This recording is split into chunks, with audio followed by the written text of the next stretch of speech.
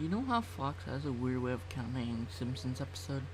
They refuse to count a couple of them, making the amount of episodes inconsistent. The reason for this is the last episode from season 1. Finding details about this missing episode is very difficult. No one who was working at the show at the time likes to talk about it. From what has been pieced together, the last episode was entirely written by Matt Garn. During the production of the first season, Matt started to act strangely. He was very quiet, he seemed nervous and morbid. Mentioning this to anyone who was present results in them getting very angry and forbidding you to ever mention it to Matt. I first heard of it at an event where David Silverman was speaking and someone in the crowd just asked about the episode, and Silverman just simply left the stage, ending the presentation hours early. The episode's production number was 7G06. The title was Dead Bart. The episode was labeled 7G06 Morning Lisa, was made later and was given Dead Bart's production code to hide the latter's existence. In addition to getting angry, asking anyone who was on the show about this will cause them to do anything they can to stop you from directly communicating with Mac. I'm in a fan of it. I managed to follow him after we spoke to a crowd, and eventually had a chance to talk to him alone as he was leaving the building. He didn't seem upset that I followed him, probably expecting a typical encounter of an obsessed fan. When I mentioned the last episode, all color drained from his face. He started to tremble. When I asked him if he could tell me any details, he sounded like he was on the verge of tears. He grabbed a piece of paper and wrote something on it and handed it to me. He begged me to never ever mention about the episode again. The piece of paper had a website address on it. I would not rather say what it is for the reasons you're going to see in a second. I entered the address in my browser and I came to a site that was completely black, except for a line of yellow text. A download link. So I clicked it and the file started downloading. Well, once the file was downloaded, my computer just went crazy. It was the worst virus I have ever seen. System restore didn't work and the entire computer had to be rebooted. But before doing this, I copied the file on a CD. I tried to open it on my now empty computer, and as I suspected, there was an episode of The Simpsons on it. Yep, the episode just started off like any other episode, but with very poor quality of animation. If you've seen the original animation for Some Enchanting Evenings, it was similar but less stable. The first act was fairly normal, but the way the actors acted was just a little off. Homer seemed angrier, Marge just seemed depressed, Lisa seemed anxious. Bart seemed to have a genuine anger and hatred for his parents. The episode was about the Simpsons going on a plane trip. Near the end of the first act, the plane was taken off and Bart was fooling around as you can expect. However, as the plane was about 50 feet off the ground, Bart broke a window and was sucked out. At the beginning of the series, Matt had an idea that animated style of the Simpsons world represents life and that death turned things more realistic. This was used in this episode. The picture of Bart's corpse was barely recognizable.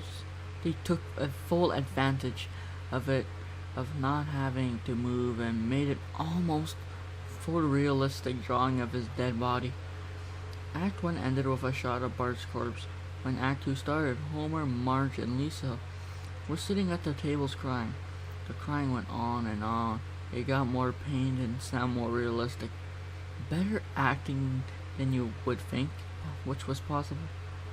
The animation started to decay even more as they cried, and you could hear murmuring in the background.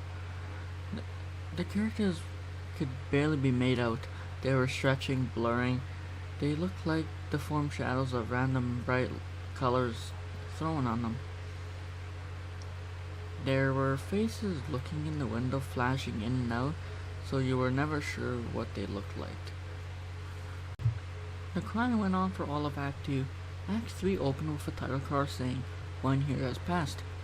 Homer, Marge, and Lisa were skeletally thin, and were still sitting at the table, but there was no sign of Maggie or the pets. They decided to visit Bart's grave. Springfield was completely deserted. As they walked to the cemetery, the houses became more and more decrepit as they looked all abandoned. When they got to the grave, Bart's body was just lying there in front of his tombstone, looking like the way it did at the end of Act 1. The family started crying again. Eventually they stopped and just stared at Bart's body.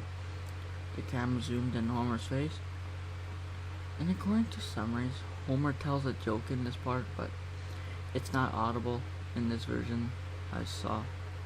You can't tell what Homer is saying. The view zoomed out as the episode was coming to a close. The tombstones in the background had names of every Simpsons guest star.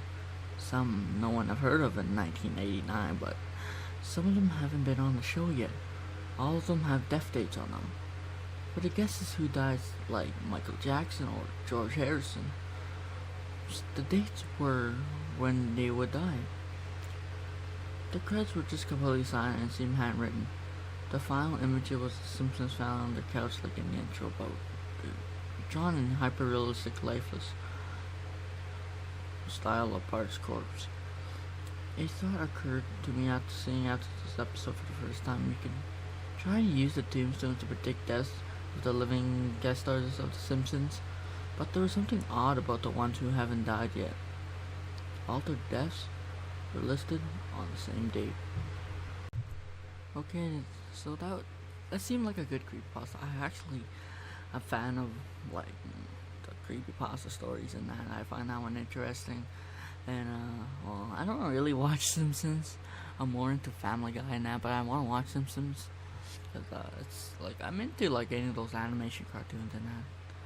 But yeah, this is like seeing like a nice creepypasta. I like it. And, well, like not nice, like children should read it. But yeah, it's still good and I think that should be it for now. And for the next creepypasta, I'll do my channel here. I don't know what I'll do yet. I might do Squidward Suicide, Smile Dog, or the full version of Smile Dog, because I did upload like a short version of it.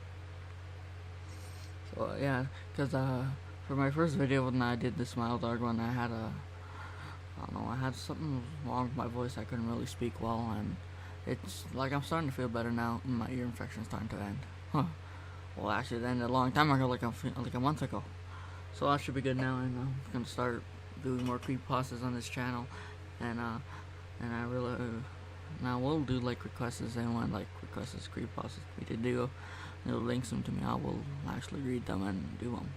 So yeah, hope you enjoyed this video, and well, peace out.